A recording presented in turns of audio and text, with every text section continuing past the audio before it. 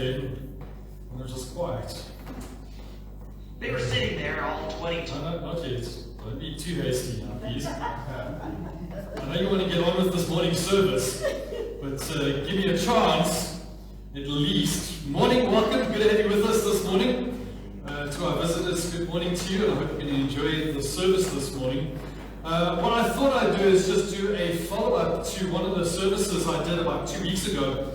We were just looking at some of the strange things that were taking place in the world in regards to the entertainment and how people are trying to mock God, and how God, what I found is that over the last several years, people have mocked God and kind of gotten away with it. But what I've noticed of late is that you mock God and God comes and says, that's it, I'm not allowing this to happen anymore. And I was just showing you and sharing with you some of the things that have been happening to various people that had attempted to mock God and the consequences. You know, when you get those little YouTube or what are this now, TikTok or whatever, and it's like instant, instant consequences, instant, getting back at. It's kind of like something like that basically would take place. But what I had to look at this morning is, I thought what I'd do is have a look at something differently. And I can't imagine, I wondered if anybody looked at this kind of strange and wondered, what the heck am I going to talk about this morning? But what I wanted to have a look at this morning, though, is what makes Christians have stickability? Now, that is an English word. Are you able to stick around when times are tough? God expects you to be able to have a stickability as a Christian. What makes Christians keep on worshiping God when things are really, really bad? And even when everything crashes down around you, what makes you as a Christian say, I will honor and worship my God regardless?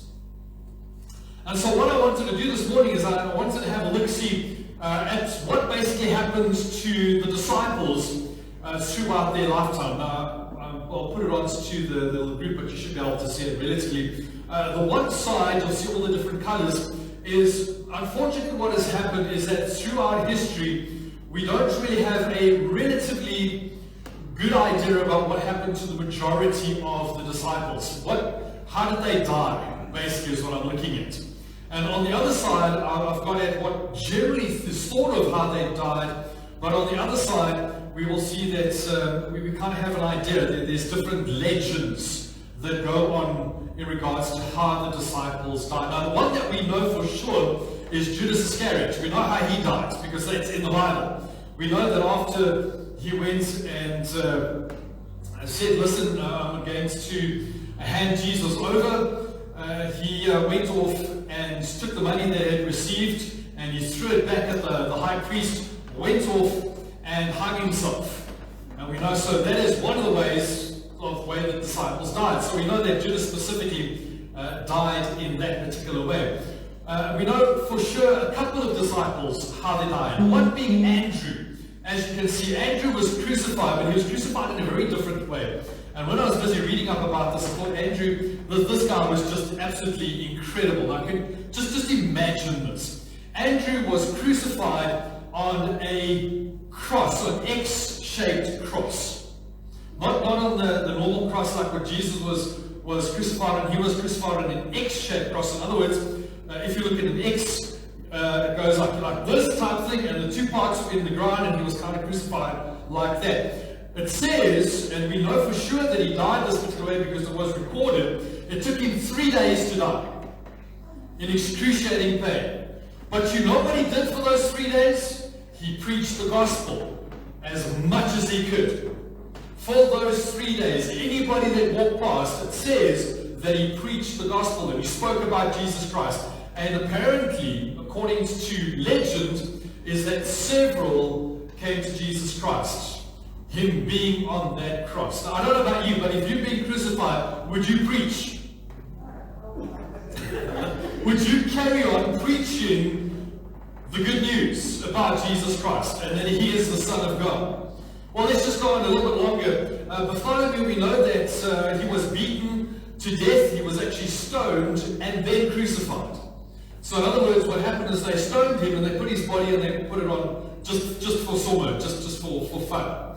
That is what happened to Bartholomew. Who was Bartholomew? Anybody who is an exalter, anybody who is an encourager, put your hand up. Anybody who likes to encourage people and say, listen, it's okay, it's going all right, doesn't matter what's happening. That's why him and Paul didn't quite have a good relationship, because Paul, when Paul and them were on the same road, they were just different in the way they did things. Very, very different. Paul was black and white. It was either this way or that way. It wasn't any grey area. Where Bartholomew was a little bit differently in regards to that.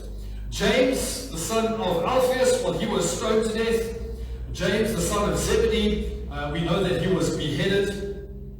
John, well, John had to be kept alive because he had a different life story to unfold. There was a different purpose for John. John needed to have a revelation of Jesus Christ so that he could write the book of Revelation. But he went through a couple of things. Now just remember, before he got revelation of Jesus Christ so that he could write Revelation as we have it in the Bible, first of all, what happened is that they beat him up, and then for good measure they chucked him into one of these lovely big cauldrons full of boiling oil. And they tried to boil him to death. And he survived that. And so they didn't quite know what to do with this man. They just would not die. So they took him to the island of Patmos and they left him there to die.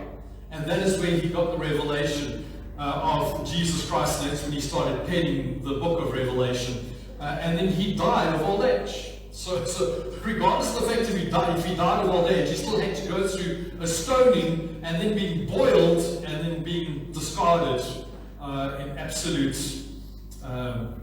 nobody around him whatsoever. Let's take a look at the ones further on. Judas, well, I spoke about him. Not the Iscariot. He was stoned to death because there were two Judases. There was Judas Iscariot and there was another Judas. Just for you that didn't know that. Matthew. This is a strange one. He was busy preaching and he went off to Asia. We kind of look at it where most of the Arabs would have been, and he went to the east side, Asia Minor, and those areas down this side. And he came across a couple of Arabs and he was trying to preach to the Arabs, and they decided to spear him. And so they just took a spear, and apparently what we understand is that 4 of the Arab guards or soldiers basically just went and ran him through with spears. That is how he died. Peter was crucified upside down. Most of us know that if you've done any bit of history. And then we've got Philip, he was also crucified. Simon, also crucified. Thomas the doubter. I'm going to talk about him a little bit more. He was also speared to death. And then Matthias, the one that took the place of Judas Iscariot, for his good measure, he was stoned to death. What exciting things, eh? Isn't that awesome to preach the gospel for Jesus Christ? And the problem that we have today here in our very cushy lives as Christians is we have first world problems. What is your problem today? A little bit cold. And somebody asked me just now, where am I a bit early? What's going on? Why isn't anybody here? So I said, no, we're just going through the usual cycle of Mount Olive. As soon as it gets a bit cold, everybody stays at home. First world problems. That is what we have to worry about as Christians. If it isn't warm enough, we don't go to church. If it's not fancy enough, we don't go to church. If it's not too many lights, we don't go to church. If the band doesn't sing on key, we don't go to church. If the bands are ugly, like this bunch is, nobody pitches up. So that's simply just how it is.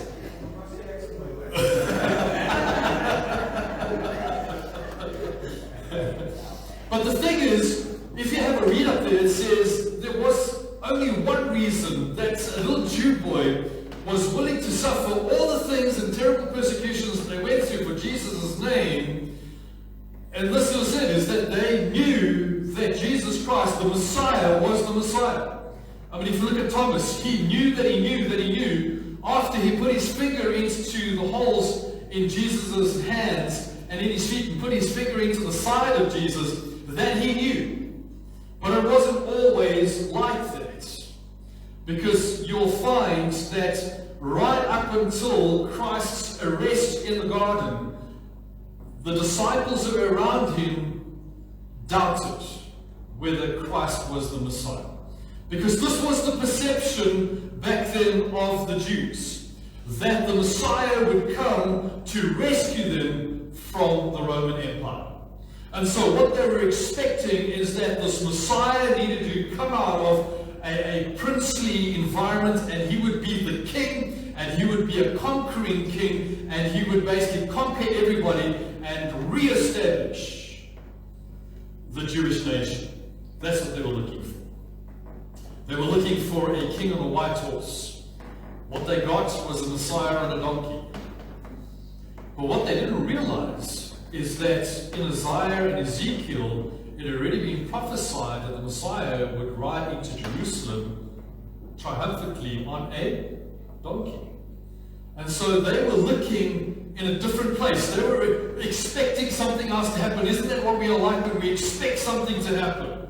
And it doesn't happen. We have this doubt that filters within us. We get disappointed in our own situation. Well, if you have a look at the whole situation with Peter, I know everybody just jumps on Peter. And they say, Peter was the one that didn't have faith enough because he sank underneath the water.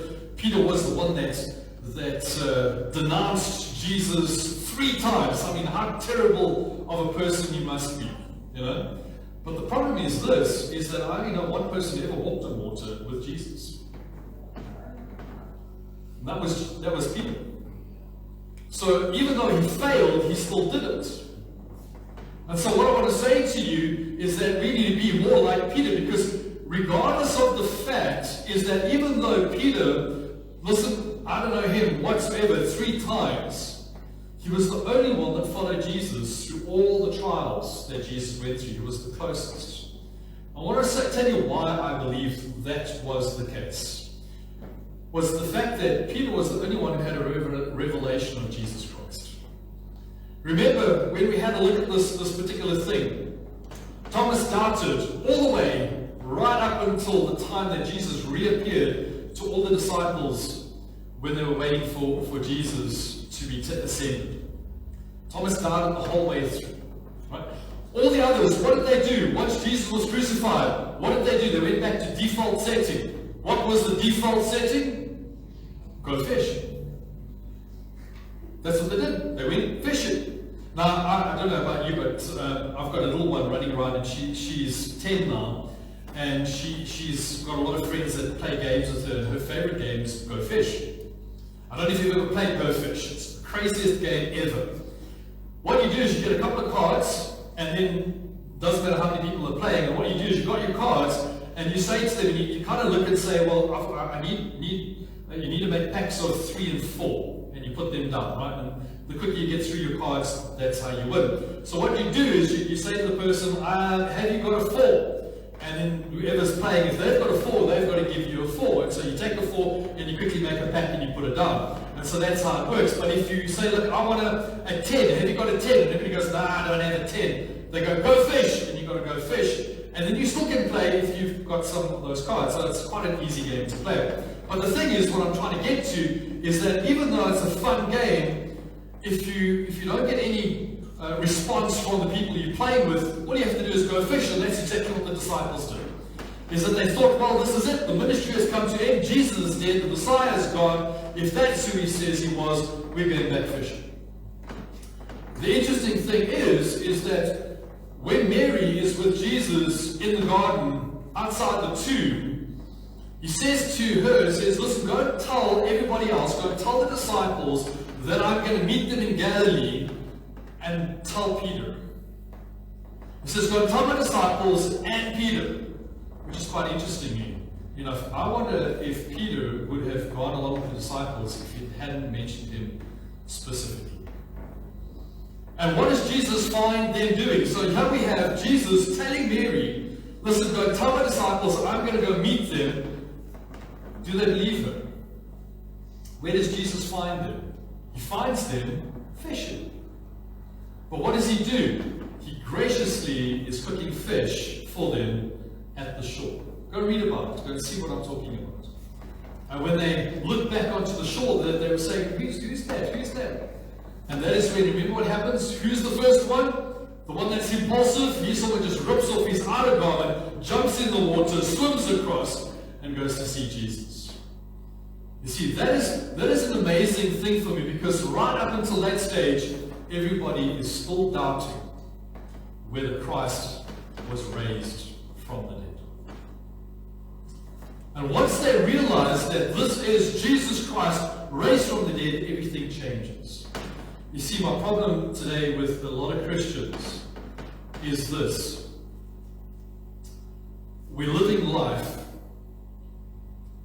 with second and third hand and fourth hand revelations of Jesus. Just to go to Matthew. Let's go to Matthew 16, 13 to 16. Matthew chapter 16, 13 to 16.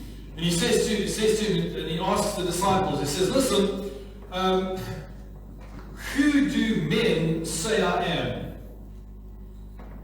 The Son of Man. Who am I? Who do people say I am? And they answered, well, some say that you're John the Baptist, and some say that you are Elijah. Some say that you are Jeremiah, or just some important prophet. And then Jesus says to his disciples something quite interestingly. He says, but who do you say I am? Come on, church. He first asks, who do other people say I am? And then he says, who do you say I am? And that is where we have that wonderful response from Peter, who says, you are the Christ, the Messiah, the Son of the living God. And Jesus says, hey, listen, Peter, you did not get that from any worldly information or wisdom. You got that from the wisdom from above. And upon you, upon your name, you are going to be the rock, Petros. And upon this revelation, I'm going to build my church. You see, that is why Peter, even though we go along and he denied Jesus 3 times, but he was the one that followed Jesus the closest. Why? Because of this revelation. If you look at those disciples and the horrific deaths that they went through, would you be able to go through the same thing and still preach the gospel? And still preach the gospel. When everything is falling around you, everything is falling apart around you. You see, this is the point that I want to make. Are you going to go fish?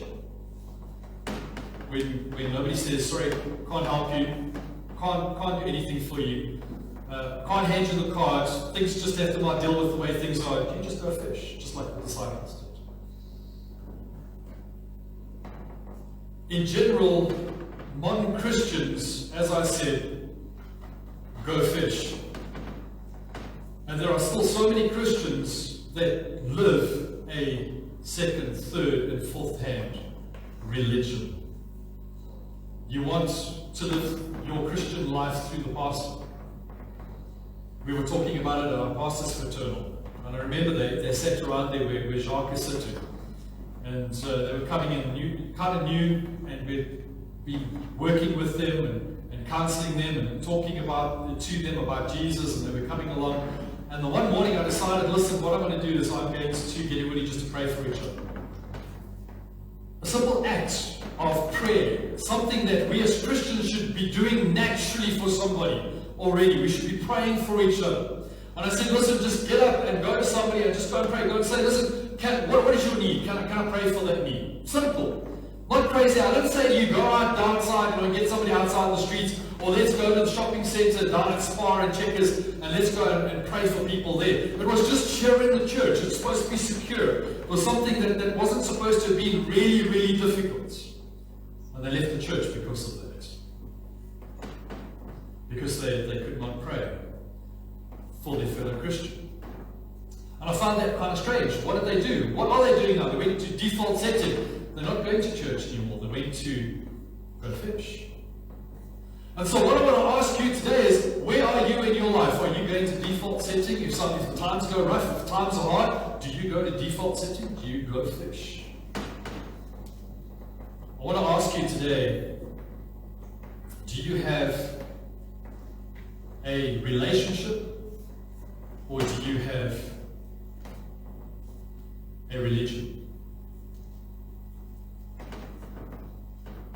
Because when you have a relationship and when you have a religion, they're very vastly different.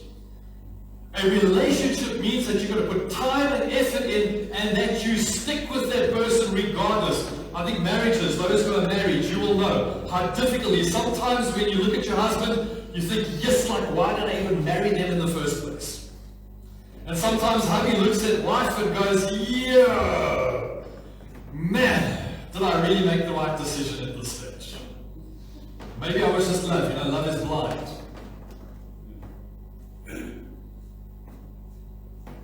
But the thing is, when you have a relationship, it means that you're going to put time and effort in, and it costs you something.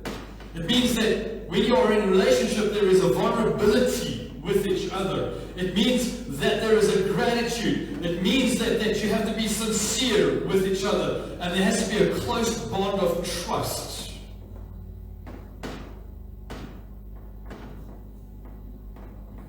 That's what I call stickability. It brings meaning to life. But when you have a religion, it brings rules and regulations. It basically brings an attitude of, do I really have to do that? Sometimes Jean wakes me up and says to me, hey, listen, it's time to go to church. And I'll go to her and I pull the covers over my head. She goes, we've got to go to church. I go, no, I'm not interested. Those people don't like me anyway.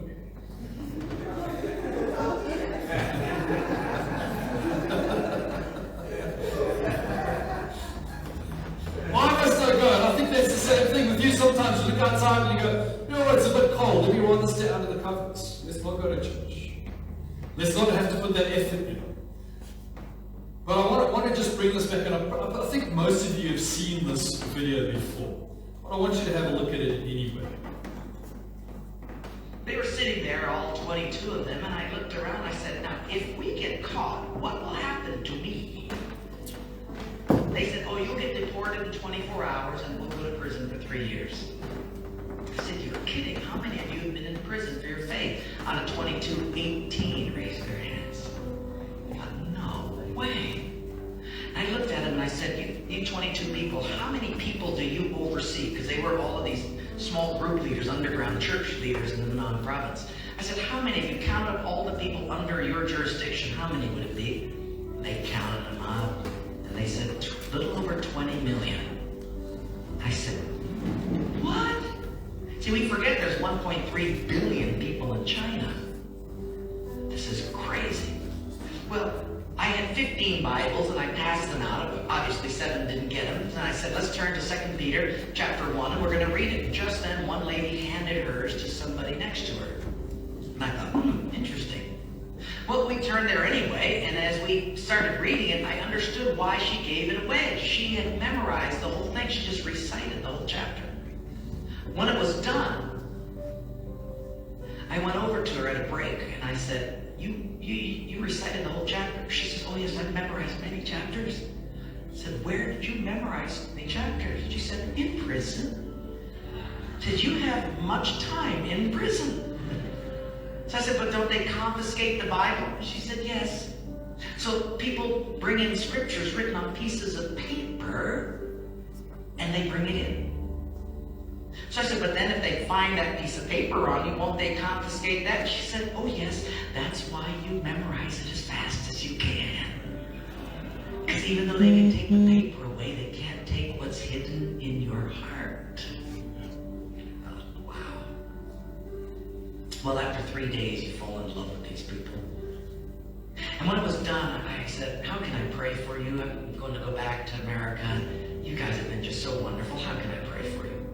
They said, Wayne, you guys can gather like this whenever you want to in America. We can't. Could you pray that one day we'll be just like you? And I looked at him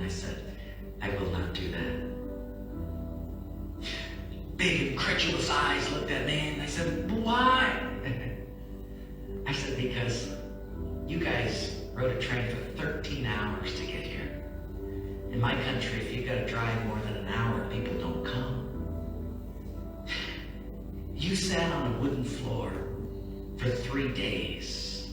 In my country, if people have to sit more than 40 minutes, they leave. You sat not only here for 3 days on a hard wooden floor, but you did it without air conditioning. In my country, if it's not padded pews and air conditioning, people don't often come back. In my country, we have an average of 2 Bibles per family.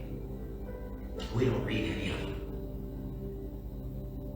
You hardly have any Bibles, and you memorize them from pieces of paper. I will not pray that we become like, you become like us, but I will pray that we become just like you. So my question this morning is, do you have a religion or do you have a relationship? Let's see. We're going to do some testing this morning. Can I do that? Can I put you on? Can I heat up the coals this morning just a little bit? Just to see where we are, because we need to see where the barometer is this morning. Okay, so let's do this. Let's go and have a look. See. Let's go to Revelation 13, 16 to 18. Revelation 13. I love this particular one because I love eschatology. I study it like crazy. And this is one of the most favorite ones that most eschatologians have a look at because it looks to where we are going, and there's a whole lot of things that need to happen when we get to this particular scripture. So let's look at it. Revelation 13, 16 to 18. It says, He caused all, the small and the great, the rich and the poor, and the free and the slave, to be given marks on their right hand and on their foreheads, and that no one who was able to buy or sell unless he had that mark, which is the same of the beast or the number of his name. Here is wisdom. He who understands, and if you've got your Bible out and you've got something to underline, please underline it, because that's important. It's an important bit there, because you need to understand. You need wisdom to understand. So in other words, what is the difference between wisdom and knowledge? It says in the last days there will be an increase of knowledge. Now there's a heck of a lot of increase in knowledge. You can simply just go onto the internet these days on your device and you can find out everything. I use Dr. Google quite a bit. You use Dr. Google quite a bit?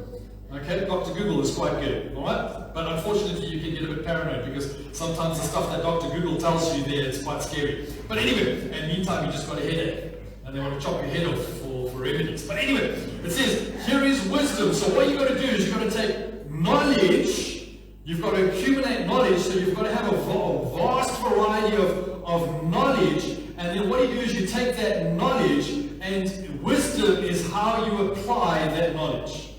In other words, you have to have a bit of common sense to be able to work things out. And once you take the knowledge, use common sense, and that is where you get wisdom. It's how you apply that knowledge in life. Right, so here is wisdom, it says. Not knowledge, here is wisdom. He who has understanding, let him calculate the number of the beast, for it is the same number of a man. His number is 666. Right, so recently we had a precursor of this particular scripture. And I want to see how you fared this morning, right? So let's look at it. So there was a precursor. We know that it wasn't as hectic as we're speaking about at the moment in that particular scripture, because this particular scripture in Revelation 13, it is really going to be bad. But what we have found, and even Peter was basically saying, he says the Antichrist system is already at play here with us. So we're talking about when the disciples still walked around on the earth, there was what they called a Antichrist system. So we see that the system was already in place, and they were busy having to deal with that system. And so that's where the persecution would come from, is this Antichrist system. Now what I want to remind you is that Satan does not know when God says, okay, it's time for you to start your tribulation period. Right? Come on, are you with me this morning? Right? So Satan has no idea. When God says, okay, Satan, listen, it is now time for the tribulation period to stop. So what Satan has had to do is he's had to have a man in position for when God said, hey, listen, it's your time now to shine, Satan. that he would have a person to be able to do what he needed to do during the tribulation period. Right, and so what we can do is we can go through all the names. I mean, you can go from Stalin all the way through to all the other guys, even Hitler and all these type of guys. They were an image of what we would have experienced in a tribulation process. So that they could have been a copy of the Antichrist.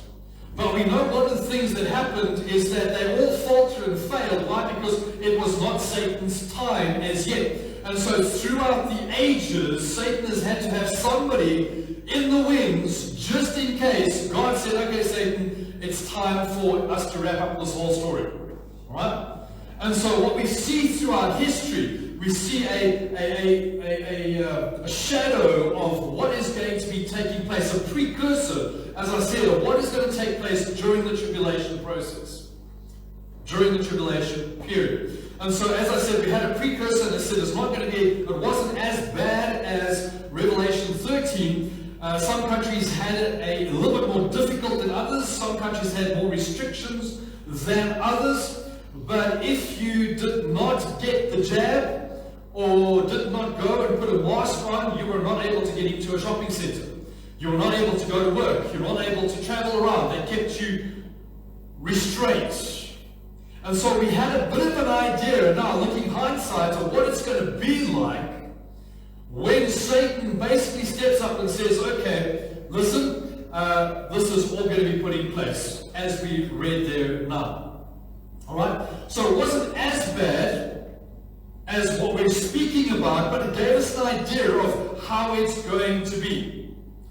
And unfortunately, there were lots of Christians who thought that, well, you know, my freedoms are a little bit more restricted now, so I'm just going to fit in with the world. And then we have a look back in Scripture, we see that Shadrach, Meshach, and Abednego were in the same situation. King Nebuchadnezzar said to them, hey, listen, if you do not bow down and worship me, it's exactly what Satan wants. If you don't worship me, then I'm going to kill you. And what did they say? They said, well, listen, we're going to worship you. We're going to worship God, the one true living God, the God of Abraham, Isaac, and Jacob, the God of our forefathers, regardless. Whether we die or not, we will worship him. And unfortunately, because of the way that we have society at the moment, the truth is that we just go with the flow. Now, I'm not trying to condemn anybody here this morning, but maybe if I stand on your toes, maybe it's a good thing that I stand on your toes, because I'd rather stand on your toes now and say, hey, listen, because there's going to come a time where it really is going to be a cut and dry situation. Whereas if you take that mark, whichever form and fashion it might come in, that is it. That you will not go to heaven. So, as I say, I don't want to make you feel guilty about anything if you did go and get the jab, because I went around, walked around with a mask and whatever, so I was guilty as much, but I really did fight against the jab as much as I possibly could. But I must commend my brother who lives in Australia. He is in Adelaide, and he was forced to take the jab, and he went, no thank you, I will not, and he lost his job. He lost 2 jobs because of it. And I always phone him up and I say to him, and he's not really, he's a Christian, but he's not a devout Christian that I would see here in South Africa. And he had enough chacham to realize that this thing is not of God. The precursor was there, and I wonder if this was a testing, just to see how we would react during this time that I'm speaking about now in Revelation 13. I wonder. Because we know that the consequences are really rife at the moment. We've got SADS at the moment. I don't know if you know what SADS is. We used to have SIDS, which is sudden infant death syndrome. Now we've got SADS, which is sudden adult death syndrome.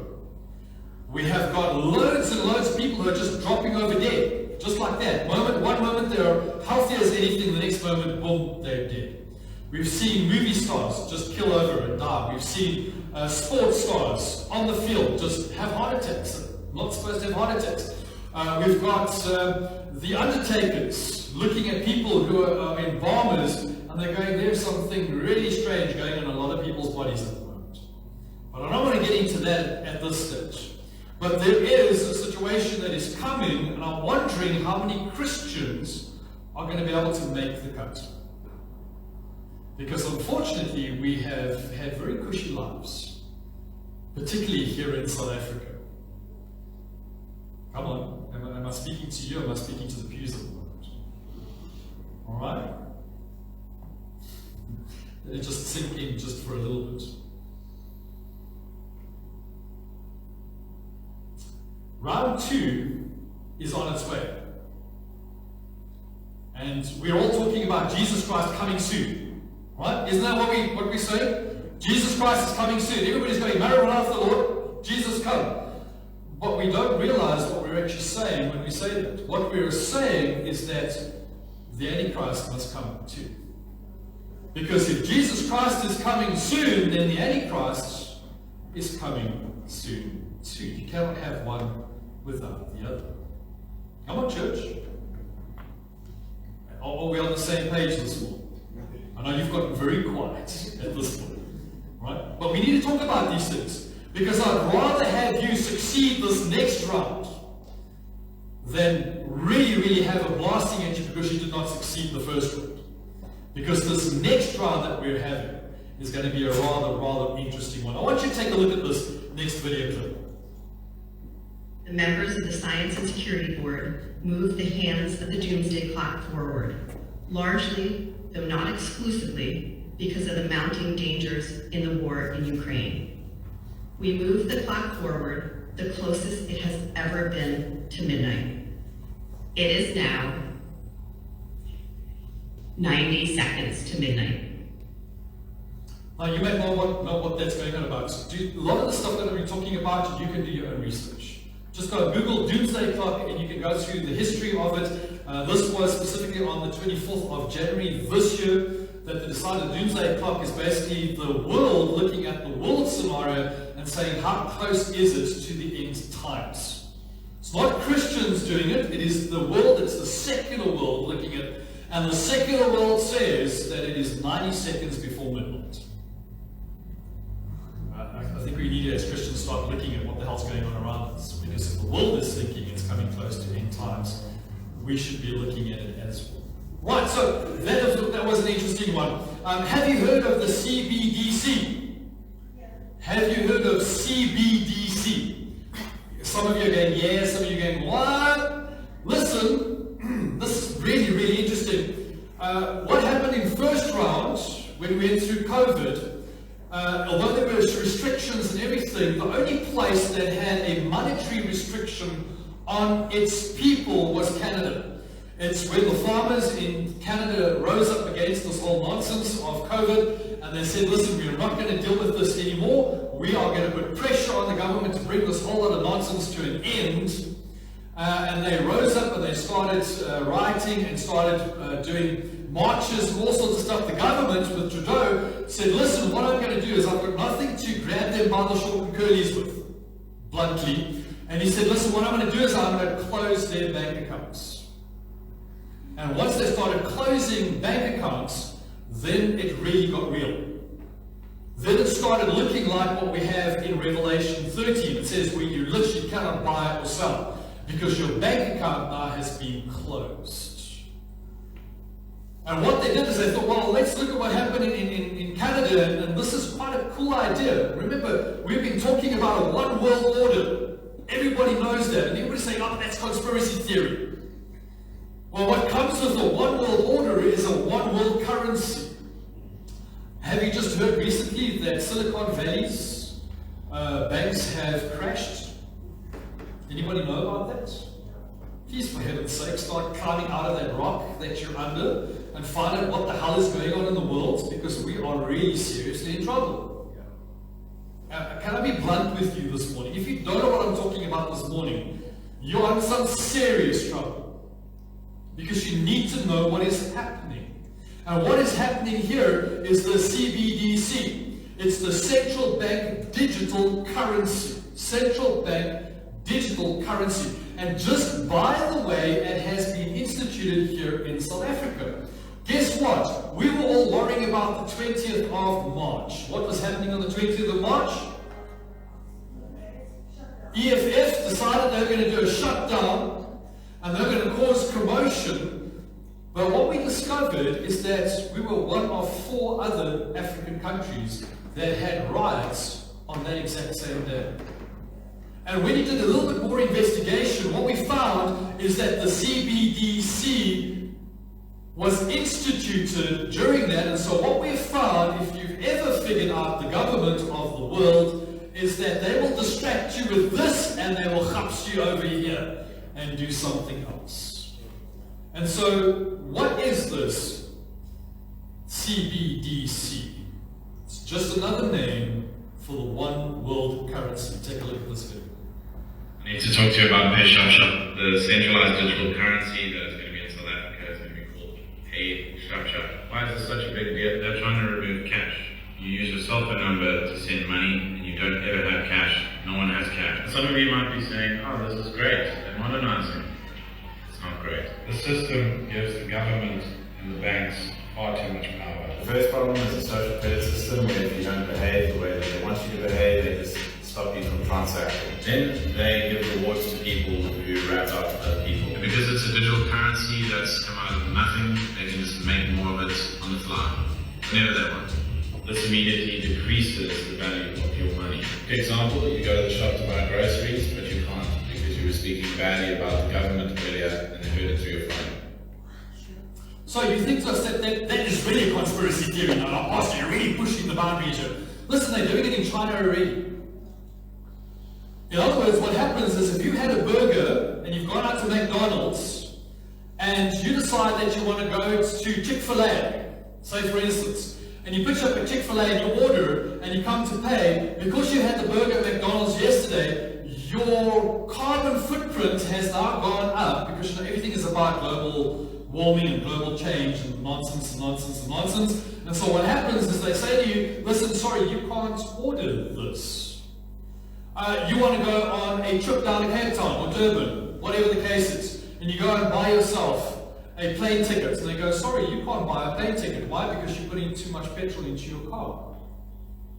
And so this is what this whole issue is about. This is what is happening in China. If you've had too much of too much, if you've had bought too much meat, and you haven't had your quota of cricket that particular month, and you say to me, Pastor, what am I talking about? They want us to start eating crickets and spiders and all sorts of hochas at the moment. You are not allowed to eat meat. Go and just find out what the hell is going on in this world today. That is what global warming is all about. It's not about anything about saving the planet. It is about absolute control over you.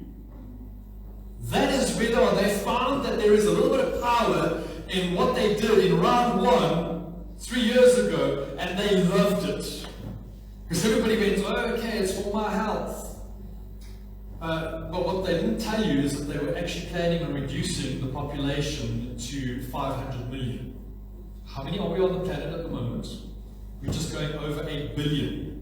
They want to reduce the planet's population to 500 million. Who's first? I don't know, are you going to put your hand up?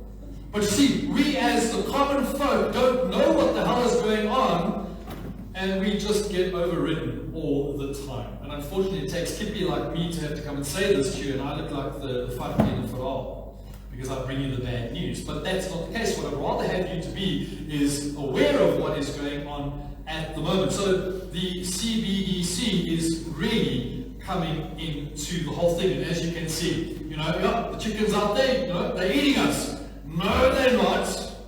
Guess what? They simply are. And talking about eating us, do you know that cannibalism is one of the first and foremost things that they're wanting to start promoting at the moment? You're like, Pastor, no, they can't be. Yes, it is. They have found that in the United States that there are several kitchens at schools, the cafeterias. They've gone to go and test the food samples, and they found human remains, human meat in there. and you just do a little bit of Googling, you don't have to do too much. You will find that the thing they are promoting at the moment is bugs, hawkeyes, and all sorts of stuff as protein. They are penalizing beef farmers. You go into New Zealand, they are having huge problems with that, where they are trying to minimize the amount of beef production, chicken production, because they want to institute bugs. That's what they want you to eat. That's all you are useful for doing. You are a useful eater. Alright? So that's what they're looking for. So this is what we're looking for. And if you don't believe me, take a look at this next video. Developing through technology an ability for consumers to measure their own carbon footprint. What does that mean? That's where are they traveling? How are they traveling? What are they eating? What are they consuming on the platform? So, individual carbon footprint tracker. Stay tuned, we don't have it operational yet, but this is something that we're working on. So, you're going to have a little ID on your phone, like they're saying, that they wanted to try and bring in the ID card to show you whether you've been vaxxed or not vaxxed, or how many vaxxes that you've had, and all sorts of nonsense. And what your health history is, and all that sort of thing. And on that, you would have your carbon footprint. And on that, it'll tell you, it'll have a little volume of how much carbon are you using every single month. And according to that, they will regulate your life, because only if you exceed that amount that they've given you, you may not go any further. In other words, you're not allowed to live anymore. You have to just stop living. And you think to me, Pastor, that is way out there. No, it's not. The World Health Organization is talking about it. The World Economic Forum is talking about it. They've already got the stuff in place, they just haven't implemented it. And this is where we are. So, as I was saying, there were 4 other countries in South Africa that were duped on the 20th of March. Take a look at this. Hi. Something very, sus just went down in South Africa. In fact, from yesterday, I get a bank notification from my bank telling me, hey, we've got this new thing. It's called Pay Sharp Sharp. So what is Pay Sharp Sharp? I'm curious, of course. Pay Sharp Sharp means, girl, you can now send money instantly to other recipients, whether they're from another bank. I think that is weird. We already have that in South Africa. We call it, instant payment. What is different about this Pay Sharp Sharp? And a girl does research, only to realize South Africa is one of the first countries to actually launch a central bank digital currency.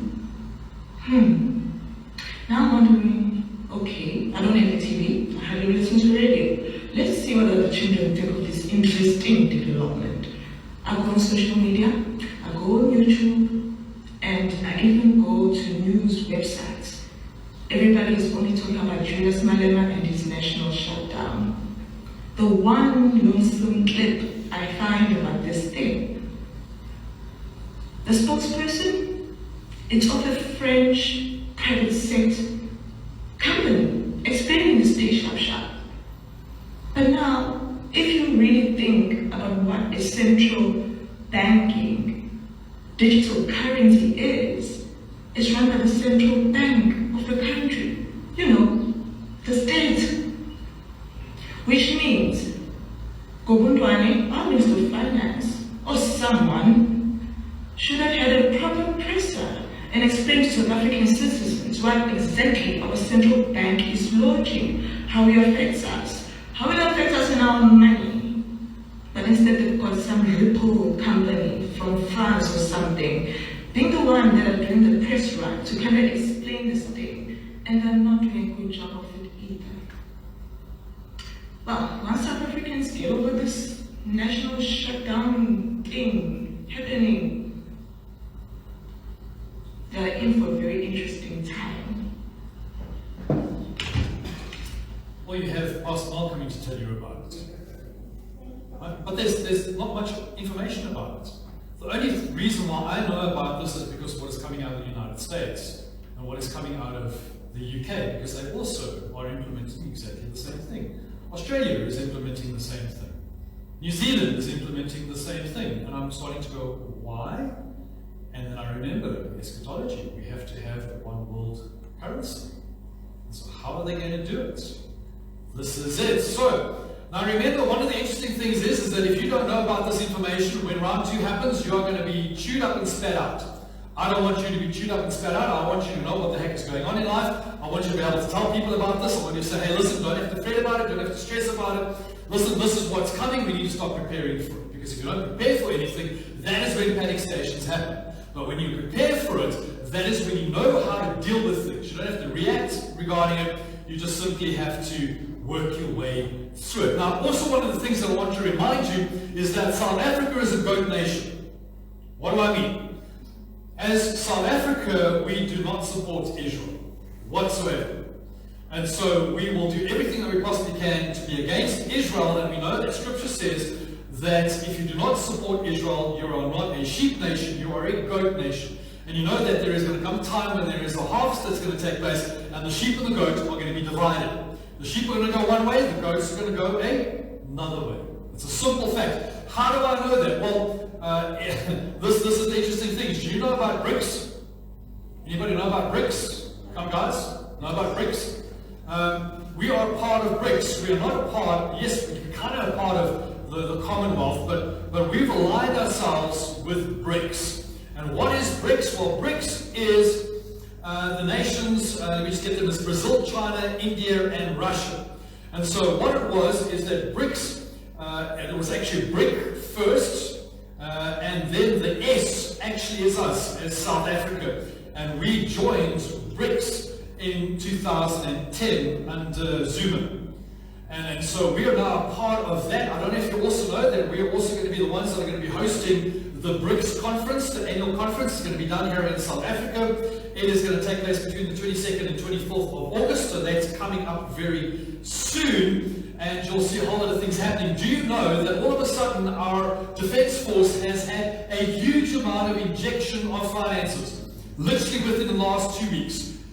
We have to get 2 of our submarines seaworthy. We've got to get 2 of our corvettes seaworthy. We've got to get 5 or 6 Gripens airworthy. And there are a whole lot of other vehicles that now have to be made operational. I don't know about you, if you've ever seen, I think we've got a Cessna flying at the moment. That is it, okay? And so there's a lot of work ahead. I think we've got 1 Gripen in the air, then it's not in the air, then it's in the air, then it's not in the air. And so there's a huge, funding has all of a sudden, and there's a scramble at the moment to get all these things operational. Why? Because BRICS is happening. Because we have aligned ourselves with that economy. And I don't know if you know that the only thing that is keeping the dollar at the moment propped up is because it is a fiat currency. In other words, what they're saying is that you have to buy oil through the Saudis with dollars. Well, the Saudis have gone, screw you, USA, we want our own money to buy our oil from.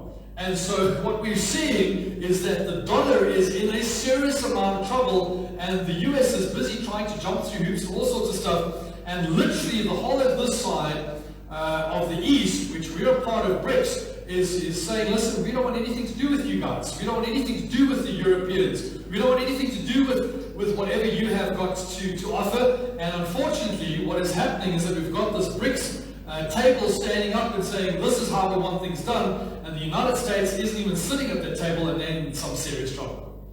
Some serious trouble, because the dollar is going to disappear. In actual fact, they're talking about from the end of this month into next month that you're going to find the markets crashing. I don't know how true that is, but we'll wait and see. The economists don't hold anything clear. But if you don't believe me, take a look at this. 6 or 7? Let's do 6. I think it's Much of the world has been preparing for the end of the US dollar as a world reserve currency. After all the smaller banks die, the people will be left with the central bank, and their solution is the CBDC. CBDC stands for Central Bank Digital Currency. With CBDC, there are no more options. Everyone's account is run directly through the central bank system. As the financial system gets more controlling and more invasive, it's a little bit like bringing up a corral around us. And CBDCs, central bank digital currencies, and vaccine passports or digital IDs are sort of the last shutting of the gate. It's hard for many people to imagine the risks here because we're so used to living with financial transaction freedom, and we don't understand that when this gate closes on us, we literally will be sitting in a system where the central banks believe that our assets belong to them, and they can dictate where we can spend money and what we can spend money on. If you don't behave, you can have your money turned off. There are 12 Federal Reserve banks, which are located in cities being considered for the 15-minute city model of the World Economic Forum. This is where it's all headed, and there isn't much pushback in the federal government. Utah Senator Mike Lee introduced the No CBDC Act last September, which will likely go nowhere. But we, the people, have much more sway over our local governments. An Oklahoma House committee unanimously passed a bill to protect Oklahomans from being forced to adopt a CBDC. It's time for we, the people, to unite with our neighbors and local communities and to prepare to liberate ourselves from the central bank system. Recall our corrupt county officials and start looking into local barter and trade systems, because central bank digital currency is coming at us quickly and it equals financial enslavement.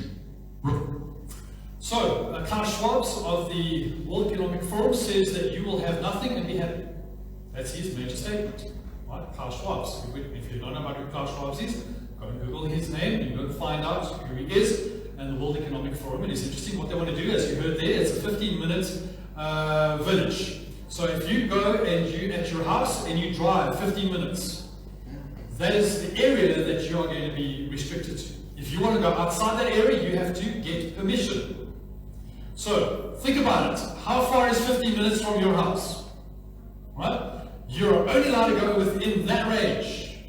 Anything outside of 15 minutes, you have to get permission. And so the UK is busy starting this process, and I know there's a little bit of a kick up against it at the moment.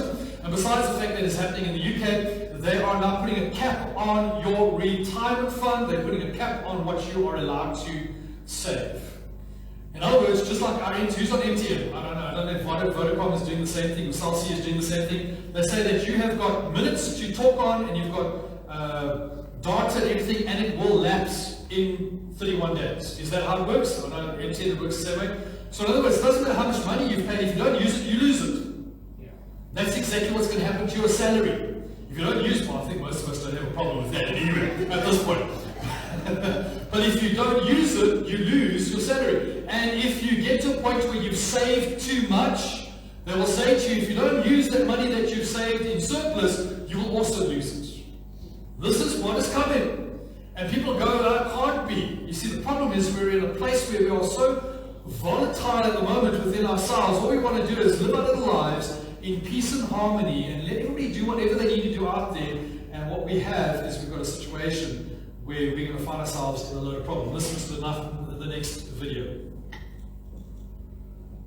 This is very important that you understand this, because the mainstream media are lying to you. Every single one of you, worldwide, they're lying to you about what's going on in the world, because they're covering up what they're trying to do, which is usher in their new agenda, which is all about control. But there's a lot of countries that have already made a decision. They're detaching themselves from the US dollar, none more so than BRICS: Brazil, Russia, India, China, and South Africa. Already left, already detached, already going gold or asset backed. That's happening already. Now, you may say, well, that's not a lot of people. Well, India has 1.5 billion people, and a lot of Africa now has gone with them. That has over 1.5 billion people. Over half of the world's population have already gone to an asset-backed currency, which I've been talking about for 3 years, and trying to wake people up to the truth. But it was important today that I sent a little message out to you, because there's a lot of other countries that have joined. So far, already, the countries that have joined Brazil, Russia, India, China, and South Africa are Egypt, Afghanistan, Algeria, Indonesia, Kazakhstan, Nicaragua, Nigeria, Senegal, Thailand, the United Arab Emirates, Argentina, Iran, Saudi Arabia, Zimbabwe, Iraq, already joined. Now, this gets interesting. These are the countries that are lined up already, who've requested to join. the last one you'll like. Costa Rica, El Salvador, Guatemala, Honduras, Panama, Bolivia, Chile, Cuba, Ecuador, Peru, Uruguay, Venezuela, Azerbaijan, Mongolia, Tajikistan, Turkmenistan, Uzbekistan, Pakistan, Sri Lanka, Vietnam. Now for the fun one. Germany just applied to join BRICS. I think it's time to wake up to the truth, because if Germany joined BRICS, I'll buy Euro. Come on, church. We're there. You think that the US dollar is going to survive this whole thing? I wonder. You see, the whole idea is that there needs to be a financial system that comes into place that they can control us by. They saw that we could kind of maneuver around. You kind of took your cash and you were able to buy certain things through cash, all that sort of things. Well, they want to know what you're doing with your cash, and they can't actually do that. So the only way they can deal with how you spend your money is to get rid of paper money. Now, I don't know how they're going to do it in South Africa, but as I'm saying, it's already instituted here in South Africa, so we'll see what happens with the Reserve Bank and how those things happening. And so what we've got to start looking at is how many of the ATMs are starting to go missing. Have you seen how many ATMs have closed down? How many banks are closing their doors? Everything is going online. Convenient, yes. But controlling also, yes. Take a look at the next video. Remember, when tyranny comes, it's always coming under the disguise of they're doing it to protect you. But they're not. It's always they're doing it for the better good. They're doing it to stimulate the economy. They're doing it to save the environment. Well, they've printed billions and trillions of dollars over the last 2 years to stimulate the economy, to make it better for everyone. But what happened? Well, they caused astronomical levels of inflation, pushing people further into poverty. And this is what's going to come through a central bank digital currency. They're going to say it's safer, it's secure, it's better for the environment. No, it's not, because it's not safe and secure if you hold the incorrect opinion, or if you're spreading supposed misinformation, or if you're not a good citizen. It's not going to be safe and secure at all. And also, of course, we're in this supposed climate crisis. They're going to program the money so that you can't spend your money on whether it's planes, tickets, meat, whatever it is. But of course, you'll be allowed to spend your money on bugs. But all of this is going to be done because, we're in this climate crisis, and they're doing it to protect you. Right, so there's a buzz going on TikTok and on YouTube and all things like that. So just connect in and find out what is going on.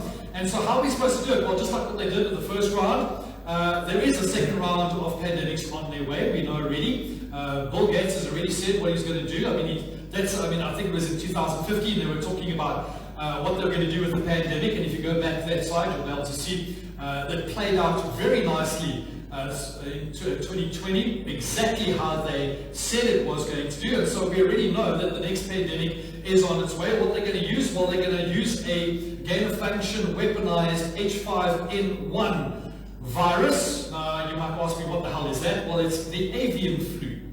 And what they found is that the avian flu is one that really grabs hold of, and it really gets into us as humans. Already at the moment, there's in various world countries, this avian flu has already been released, and it's causing absolute havoc. I don't know if you've heard that chickens all around the country were dying. There's a shortage of eggs. The UK, apparently the eggs have increased by 300% in price. So the avian flu has really grabbed hold of in the UK, and all they really need to do is have that now jump over, as we did, came from bats. First round came from bats, came from the wet market, all that sort of nonsense. So all they really need to do now is get something to jump from what is happening already in livestock into humans. But that doesn't always happen, so what they're going to do is they're going to weaponize it, and that's exactly what they're going to do. But let's take a look at this, because you might just think I'm talking nonsense. The Bank for International Settlements in Basel, Switzerland, is the central bank of the central banks. At its innovation hub, it is working hard to roll out the central bank digital currency. Agustin Carstens, the general manager of the Bank for International Settlements, released a video statement in October 2020 that raised a lot of eyebrows. We tend to establish the equivalence with cash, and there is a huge difference there. For example, in cash, we don't know, for example, who's using a $100 bill today. We don't know who is using a 1,000 peso bill today. The key difference with the CBDC is that central bank will have absolute control on the rules and regulations that will determine the use of that expression of central bank liability, and also we will have the technology to enforce that. Those two issues are extremely important, and that makes a huge difference with respect to what cash is. Carsten says that central banks desire absolute control over how the money can be spent. This implies a huge level of control. You have to understand that the Bank of International Settlements was created, and the primary reason it was created was not the stated reason. The primary reason it was created was to create a bank that had sovereign immunity. And since the Hague Convention, they have figured out ways of extending that sovereign immunity around the planet and combine it with sovereign immunities that other organizations have been able to build and get, like the WHO and the UN. And you've created a breakaway civilization that thinks it has sovereign immunity from all national constitutions and basic laws. Catherine Austin Fitz is an American investment banker, formerly the managing director of investment bank Dillon Reed. She was also Assistant Secretary of Housing for the Bush administration in 1988. They have been pushing towards a system that will make the economics of total central control work for them. That's what you have to understand. You've got a group of people who can just print as much money as they want out of thin air, or were able to do it until the commodity producers, had a fit in the last couple months. So as long as you can print money out of thin air and trade it for labor and commodities around the world, you get all the money in the world, right? What's important is not money. What's important is controlling real assets. So what do they need to get this all in place? They need another pandemic to happen. They need to terrify us once again so that we all get shut down once again in our homes so that they can put these last little bit of puzzles together, and then we have total control. Let's do the last video. I think it's the TLS organization to share the following message with the world regarding an urgent matter, the next pandemic.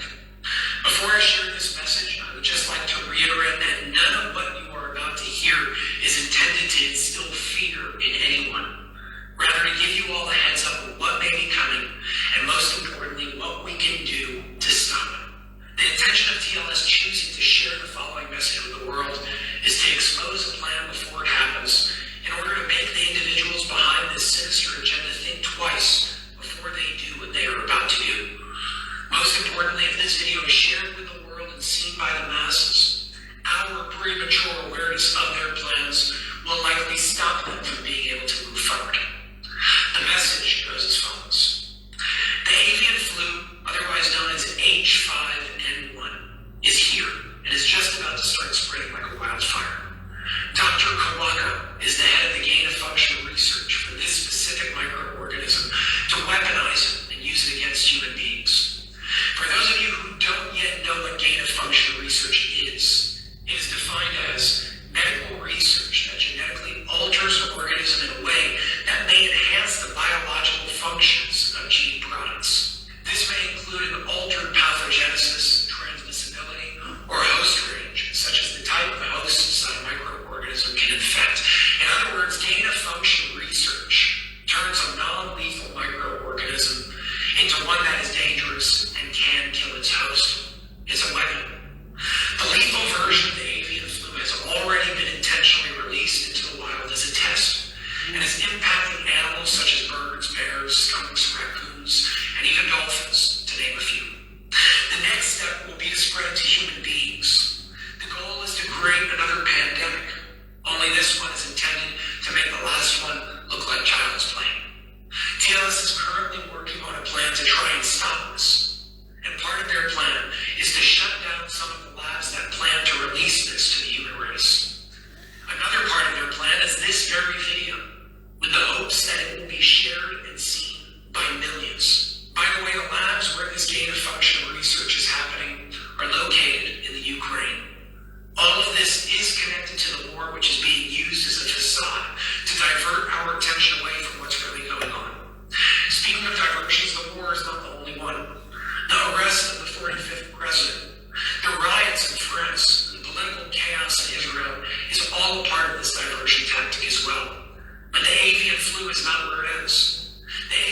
flu is meant to bring in the next pandemic, which will make way for two very specific things.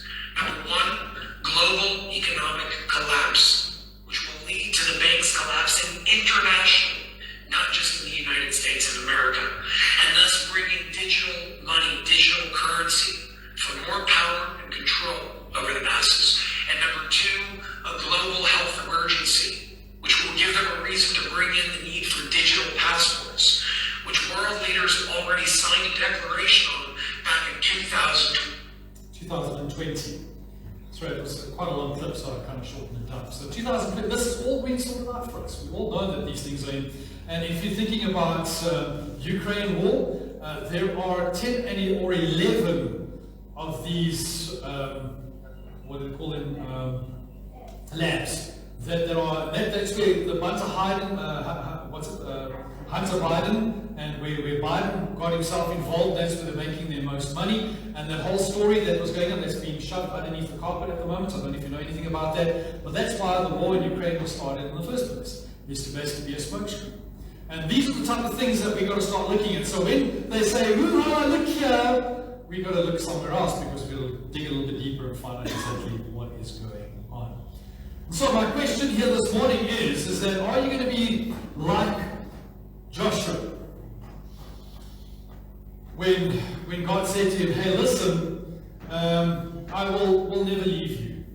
I will never forsake you." If you go to Deuteronomy 31:6, it says, "Be strong and be courageous. Don't be afraid of those people, because the Lord your God is with you. He will not fail you, nor will he leave you." And this is the reason why I'm bringing this to you, to remind you that God is still on the throne. He is still in control. He is the only one that really is in control. Everybody else tries to be in control, but they can only dance to his tune. And that's just simply the case. The problem that we've got to be careful of is that we don't start dancing to their tune. We have to dance to his tune. Now we need to be ready and be wary of what is going on around us, so that we know what is going to happen in the next couple of months to come. Now maybe after the sermon you will realize this particular scripture. I had a look at it and I always wondered why the scripture was put into it, because there are two different very concepts. And all the scripture that we have from Hebrews 13:5 is that we like to quote this one. It says, "He will never leave you, nor will he abandon you or leave you." We love that scripture as Christians, don't we? He will never leave you, nor will he abandon you. But we forget that there's another part of that scripture that comes into it. And this is the actual scripture. It says, "Keep your lives free from the love of money, and be satisfied with what you have. For God has said, I will never leave you, nor abandon you." You know why I believe that the scripture is so pertinent for our time at the moment? Because as we see that the world system is going to bring our economy into an absolute crash, we're all going to grapple around looking at money, because money is the thing that makes our lives go around, isn't it? But what we've got to realize is that God is the one that needs to be in the center of our lives. And so what I want to remind you is that we've got to get back to making God the center of our lives, and not let money be the center of our lives, because it is going to crash. It is going to come tumbling down around us. But be ready for it, and let God be the one that is going to hold you in the palm of his hand. And then you can just remember to do this one. Go next. I like this one. If you don't already have a friend as a conspiracy theorist, get one, because they will tell you what's going to happen next. Won't you stand with me, please? Thank you so much for spending your time with me. I know